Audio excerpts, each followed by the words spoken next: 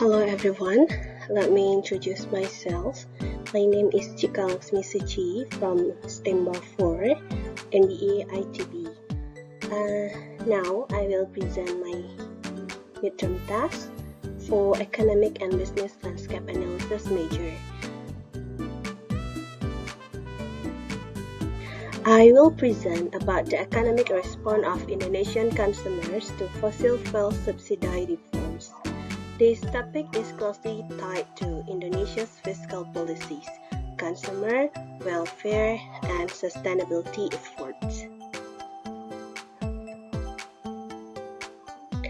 Okay, for the background, Indonesia has provided fossil fuel subsidies since the 1970s to maintain price stability, support industrial growth, and protect vulnerable groups.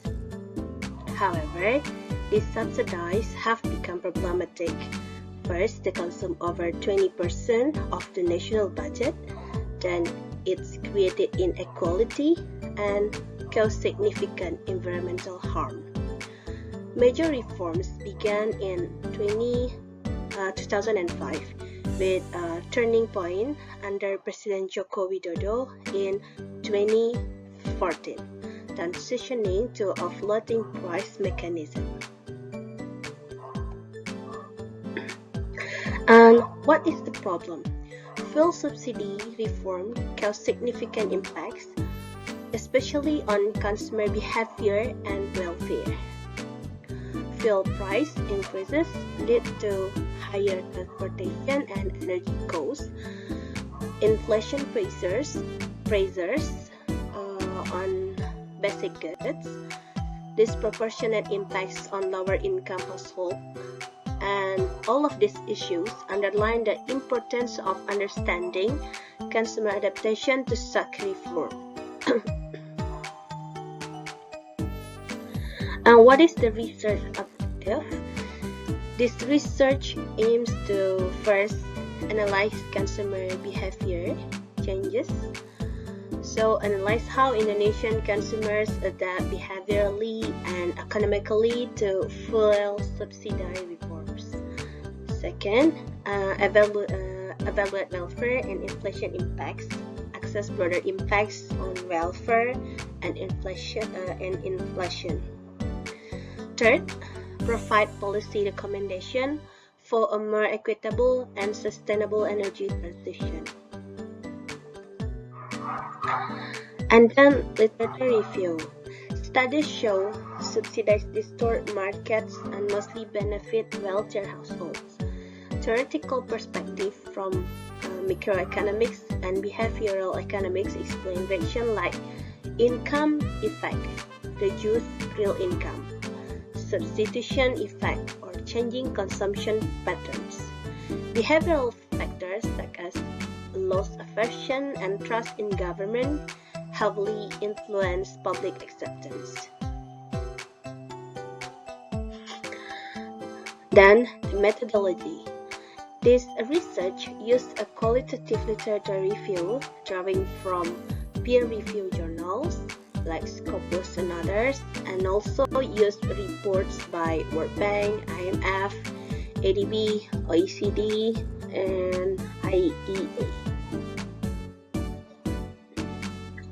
Okay, let's talk about some key analysis for this topic.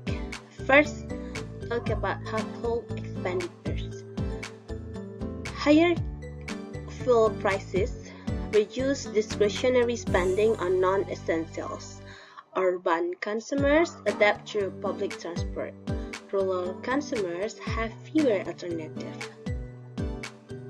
Then we talk about welfare and poverty. Lower income groups suffer the most. Government programs like PKH and BLT aim to help, but targeting remains a challenge. So maybe we question, is it already tepat sasaran or not?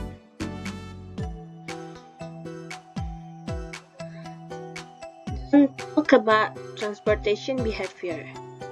Urban shift toward transportation like MRT or LRT, and I'm one of them who moved to LRT.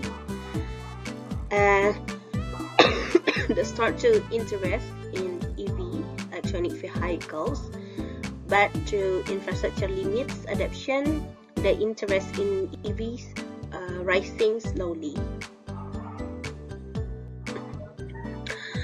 Then we talk about inflation and microeconomics.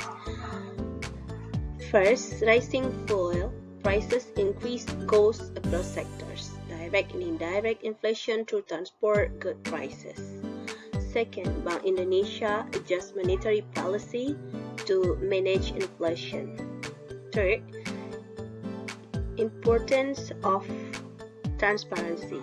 Clear, gradual reforms to help stabilize expectations from Indonesian citizens. Then we also about environmental and sustainability impact. Actually, it's aligned with climate target, encourage efficiency. But reform aligned with climate target but needs strong infrastructure support.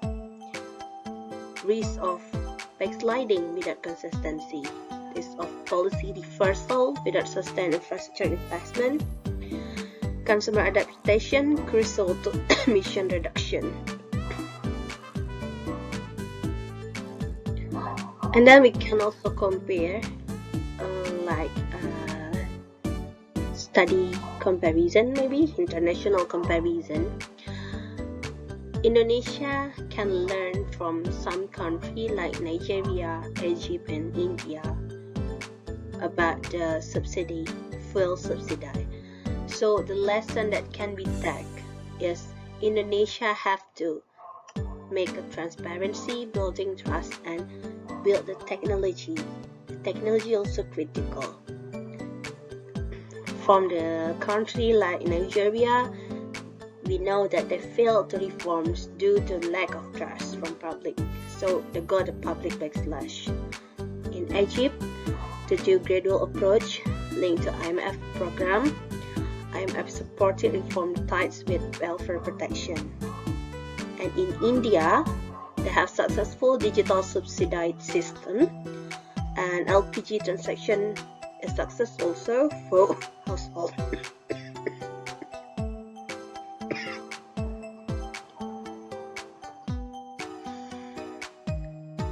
How about behavioral economic insight? Consumer resistance often tied to loss aversion, perceiving subsidy removal as a loss. Trust and fairness perception, anchoring bias from historically low fuel prices, and the public communication of government must address these biases to make all clear. Then how is the broader implication?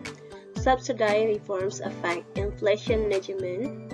So inflation management by Bank Indonesia, monetary policy, also about investment trend towards renewable and energy efficiency, also about energy security, reducing reliance on global oil market volatility.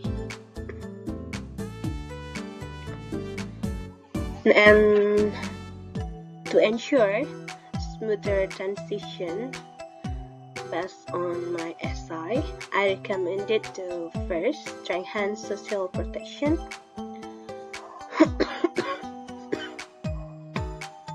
Sorry, I'm not in a good condition, so sorry. First, strengthen social protection, targeted social protection through digital tools, and then Indonesia also can invest in public infrastructure and another green alternative. Also enhancing public education on long-term benefits to improve understanding and acceptance from the citizen.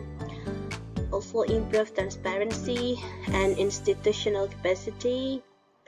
And at last, Indonesia also can tailoring policies regionally between urban and rural areas. As we know that Indonesia is an autonomy, we have autonomy daerah. Yeah, so we can tailoring policies regionally. And at last, what is the conclusion that can we take? Subsidiary reforms are necessary but complex, involving fiscal, social, and environmental trade-off. Consumer behavior is shaped by both rational choices and psychological factors like trust and fairness. A comprehensive strategy is needed, like social protection, infrastructure investment, and also transparent communication. An alignment with Sustainable Development Goals or SDGs will ensure reforms support Indonesia's long-term growth, equity, and sustainability. And at last, thank you for your attention. Thank you for watching. I hope this presentation has provided useful insight into the challenges and opportunities of Indonesia's fuel subsidy reforms, and I welcome anyone. Thank you and bye-bye.